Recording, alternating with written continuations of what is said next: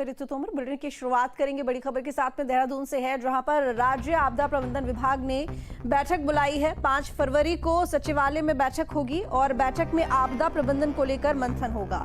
मुख्य सचिव राधा रतूड़ी की अध्यक्षता में ये बैठक बुलाई गई है। तो बता दें कि 5 फरवरी को सचिवालय में बैठक होगी। राज्य आपदा प्रबंधन के द्वारा ये बैठक बुलाई गई है। 5 फरवरी को सचिवालय में अहम बैठक होगी। बैठक में आपदा प्रबंधन को लेकर मंथन किया जाएगा। मुख्य सचिव राधा रतूड़ी की अध्यक्षता में ये बैठक होगी। तो राज्य आपदा प्रबंधन विभाग जिनकी तरफ से ये बैठक बुलाई गई है, जो कि 5 फरवरी को होगी और इसमें आपदा प्रबंधन को लेकर मंथन किया जाएगा। अजीत राठी हमारे साथ जुड़ गए हैं इस मामले पर ज्यादा जानकारी के साथ में।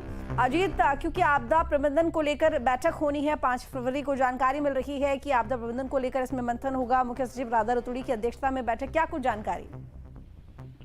देखिए, आप सब जानते हैं कि मानसून सत्र में यहाँ पर डिजास्टर का बहुत बड़ा एक रोल रहता है। उसको न्यूनतम रेस्पॉन्स करने के लिए, नुकसान को कम करने के लिए किस तरह से लोगों को ट्रेंड करना है, किस तरह से तैयारियां करनी है, तो इन सब को लेकर के एक बड़ा चर्चा का केंद्र उत्तराखंड रहता है मानसून सत्र में खास तौर पर। तो अब जो है उसको पूरी तरह से हर बार ये आरोप लगते हैं कि तैयारियां समय से नहीं होती और इसी चक्कर में सरकार को बहुत बदनामी का सामना भी करना पड़ता है। तो इसीलिए मुख्यमंत्री सचिन धामी ने हिदायत दी है कि इस बार हर हालत में समय से पूरी तैयारियां हो जाएं। मानसून से पहले क्या क्या चीजें होनी है, रास्ते किस तरह से ठीक करने हैं, या नदी नाले के आसपास बसे लोगों को कैसे हटाना है, वार्निंग देनी है, कैसे पूरे आपदा प्रबंधन को अलर्ट मोड पर रखना है, तो उसको लेकर के 5 तारीख को ये बैठक हो रही है। जी ठीक है। इसके साथ ही जिस तरीके से अभी आपने बताया यहाँ पर कि मानसून के टाइम पर देखा जाता है प्रशासन के सामने बड़ी चुनौती होती है। अगर हम मानसून की बात करें तो देखा गया कि लगातार यहाँ पर बारिश हुई है और सर्दियों की बात करें तो बर्फबारी भी देखने को मिली है। अब क्योंकि उत्तराखंड पहाड़ी क्षेत्र है, यहाँ पर सब कुछ अनिश्चित है और यहाँ पर जो प्राकृतिक घटनाएं होती हैं उनका रोल सबसे ज्यादा अहम रहता है।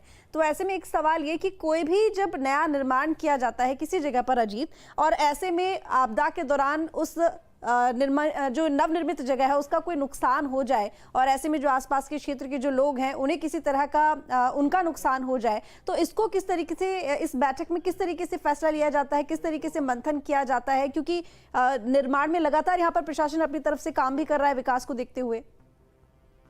देखिए, 2 चीजें इसमें मुख्य तौर पर बताना जरूरी हो जाता है। एक तो क्योंकि जब मानसून सीजन होता है उसी समय 4 धाम यात्रा भी चलती है और 4 धाम यात्रा में पूरे देश भर से श्रद्धालु आते हैं। तो पूरे देश में उस तरह की जो एक परसेप्शन खराब होता है स्टेट मशीनरी का, तो वो एक अलग चीज है, सरकार के लिए बड़ी चैलेंज बनी हुई है। पिछले साल भी आपने देखा होगा कि 4 धाम यात्रा जब शुरू हुई तो बहुत ही अपार भीड़ आ गई, आगे सड़कें टूटी हुई थी, कई जगह दुर्घटनाएं हुई। तो आपदा प्रबंधन की बैठक बुलाने का उद्देश्य यही है कि पैरापिट लगे हैं कि नहीं, सिक्योरिटी वॉल सड़कों के किनारे हैं कि नहीं, जहां पिछली बार बहुत लैंडस्लाइड हुआ था, जहां रास्ते बंद थे वहां की क्या स्थिति है, ट्रीटमेंट हुआ है तो कैसा हुआ है। तो वो जो आपदा के अंतर्गत जितनी भी चीजें आती हैं उन सबकी समीक्षा करने के लिए मुख्य सचिव ने 5 फरवरी को बैठक बुलाई है। ठीक है अजीत, आप बने रहिए हमारे साथ, आगे और भी खबरों पर अपडेट लेंगे आपसे।